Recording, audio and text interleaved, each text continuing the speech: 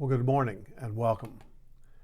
As I write this on Wednesday afternoon, at least 3 are dead and many more are injured in a shooting at a Catholic school in Minneapolis, Minnesota.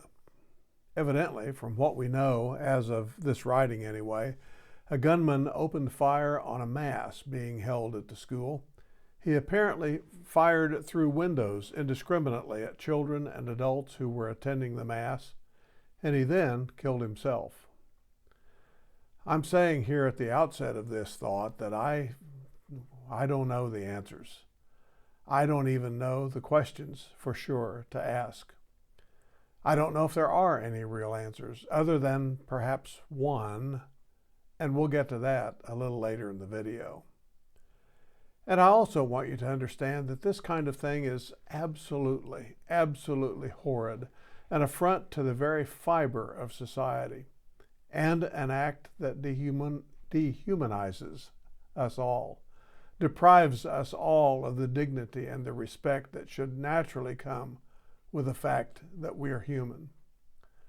Now, there are obvious socio-political factors involved here: mental health care and services, the breakdown of the family unit, poverty, laws that govern gun ownership, involuntary commitment laws, and a host of other social, legal, and political factors and issues all play into the responses to these kinds of assaults on society. Sometimes the partisan rhetoric drowns out any attempt to make any substantial changes that may lessen the incidence of these kinds of tragedies because we all have our soapboxes, and we obviously believe that our soapbox is the correct one. Otherwise, we wouldn't be standing on it. We'd be on a different one. Additionally, we not only believe that we need not listen to other points of view, but we feel the need to drown out those viewpoints which are espoused by others that, they may not agree with ours. I've heard all kinds and all manner of possible solutions. Most of those solutions are at best simplistic and unworkable in my view, but many people hang their hats on them, and they believe that they are the thing that will save us from ourselves. And that may well be the crux of this whole matter. We're trying to save ourselves from ourselves.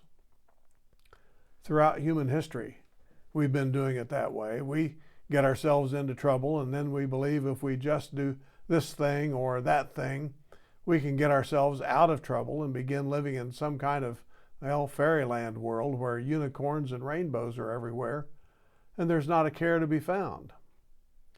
Well, I said at the beginning that I thought that perhaps there was indeed one answer, one that would go far in relieving the trials and tribulations of our common societal ills.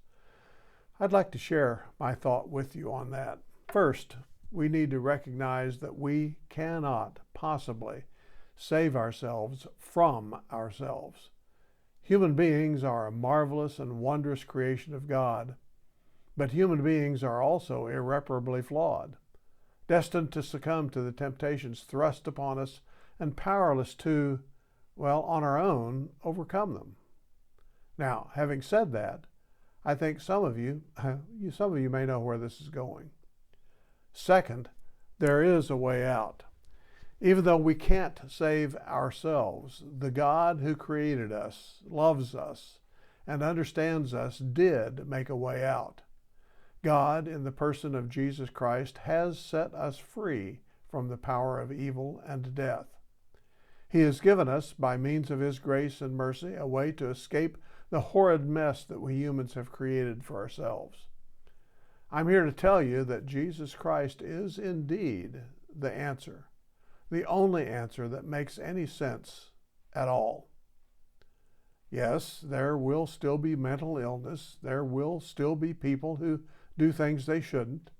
There will still be the need for police. There will still be the need for laws. But just think how things could be different if we all took to heart the command to love our neighbor and did the best we could to honor that command. Or the command to do to others as you would like for them to do to you. Or maybe the command to love God with all one's heart, soul, mind, and strength.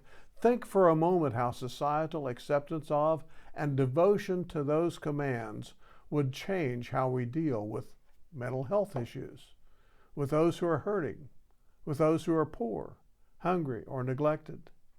Think what might happen should we get serious about what our Creator has said to us, has taught us, and has shown us. Converting the world to Jesus isn't in our individual job descriptions, but demonstrating the love of Jesus and letting others know about his power to save is in our care. And we do that not necessarily with a crowd of thousands gathered around us, but rather most of the time, just one person at a time. Just one at a time. The hurt is real. The tragedy is unthinkable. We struggle to capture even a glimpse of the answer to why. Jesus said, "Come unto me, all you who are heavy laden, and I will give you rest."